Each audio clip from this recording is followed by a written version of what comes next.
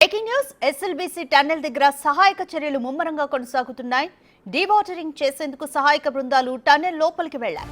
12 కిలోమీటర్ల తర్వాత బురద నీరు ఉండడంతో ఎన్డీఆర్ఎఫ్ బృందాలు వెనక్కి వచ్చేశాయి. ఆ బురద వాటర్ ను మాన్యువల్ గా తొలగించాల్సిందేనని చెబుతున్నాయి. దీంతో కరెంటు పునరుద్ధరణ, ఆక్సిజన్ పైపుల ఏర్పాటు, నీటి తొలగింపునకు చర్యలు చేపట్టారు ఇంజనీర్లు. షిఫ్టుల వారీగా పనిచేస్తున్నారు. రక్షణ చర్యలపై అధికారులు సమీక్ష సమావేశం ఏర్పాటు చేశారు. జిల్లా కలెక్టర్ మానిటరింగ్ చేస్తున్నారు. మంత్రి ఉత్తమ్ ఘటనా స్థలికి చేరుకున్నారు.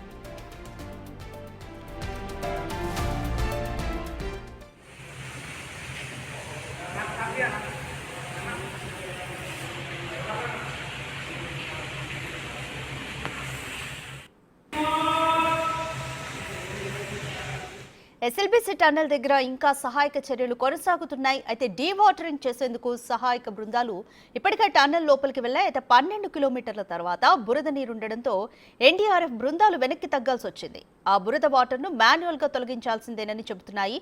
దీంతో కరెంటు పునరుద్ధరణ, ఆక్సిజన్ పైపుల ఏర్పాటు, నీటిని తొలగించేందుకు చర్యలు చేపట్టారు ఇంజనీర్లు. అయితే షిఫ్టుల వారీగా ఇంజనీర్లు పనిచేస్తున్నారు. అయితే రక్షణ చర్యలపై అధికారులు సమీక్ష సమావేశం కూడా ఏర్పాటు చేశారు.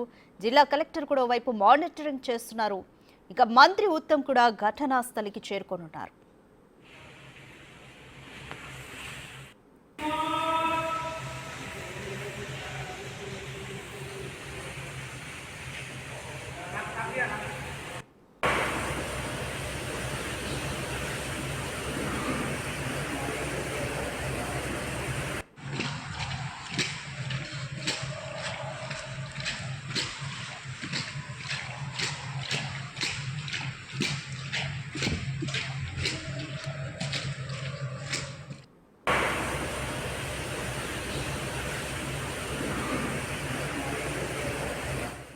ఎస్ఎల్బీసీ టన్నెల్ దగ్గర ఇంకా సహాయక చర్యలు కొనసాగుతున్నాయి. మొత్తం 8 మంది కార్మికులు టన్నెల్లో చిక్కుకున్నారు. వాటిని బయటికి తీసుకొచ్చేందుకు సహాయక బృందాలు తీవ్రంగా ప్రయత్నిస్తున్నాయి. అయితే డీవాటరింగ్ చేసేందుకు టన్నెల్ లోపలికి సహాయక బృందాలు వెళ్లాయి. 12 కిలోమీటర్ల తర్వాత బురద నీరు అడ్డు రావడంతో ఎన్డీఆర్ఎఫ్ బృందాలు వెనక్కి తగ్గాల్సి వచ్చింది. అయితే ఆ బురద వాటర్ను మాన్యువల్ గా తీయాల్సి వస్తుంది అని చెప్తున్నారు.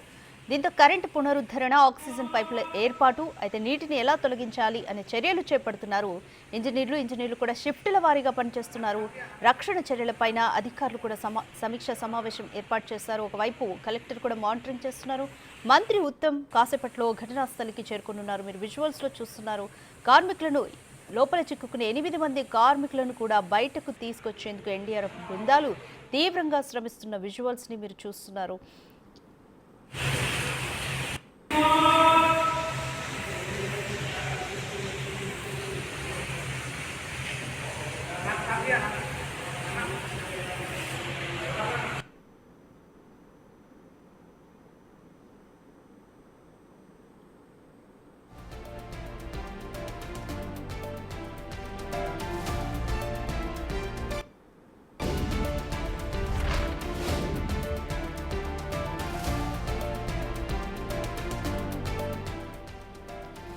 దాదాపు 4 ఏళ్ల తర్వాత ఈ నెల 18న తిరిగి పనులను ప్రారంభించారు. పనులు ఆరంభమైన 4వ రోజే ఈ దుర్ఘటన జరిగింది.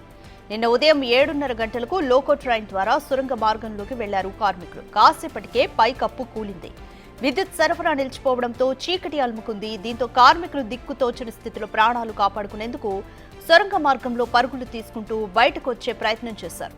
నీటి మట్టం పెరుగుతుండటంతో పక్కనే ఉన్న కన్వేయర్ బెల్ట్ ఎక్కి కొద్ది దూరంలో ఉన్న లోకో ట్రైన్ ను చేరుకుని అక్కడి నుంచి బయటకొచ్చారు. నిర్మాణ సంస్థ ప్రతినిధులు వారిని వెంటనే స్థానికంగా ఉన్న హాస్పిటల్ కు తరలించి ప్రథమ చికిత్స చేయించారు.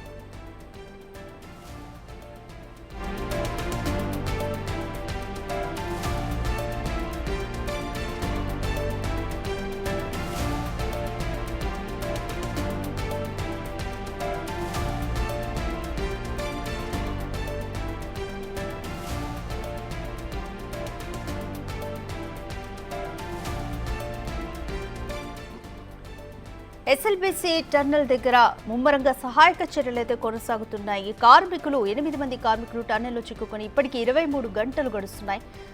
డీవాటరింగ్ చేసేందుకు సహాయక బృందాలు టన్నెల్లో టన్నెల్ లోపలికి వెళ్ళి అయితే 12 కిలోమీటర్ల తర్వాత బురద నీరు ఉండడంతో ఎన్డీఆర్ఎఫ్ బృందాలు వెనక్కి రావాల్సి వచ్చింది. ఇదే వాళ్ళకి మేజర్ ఛాలెంజింగ్గా మారింది. అయితే ఆ బురద వాటర్ను మాన్యువల్గా తొలగించాలి అని చెబుతున్నారు ఎన్డీఆర్ఎఫ్ బృందం.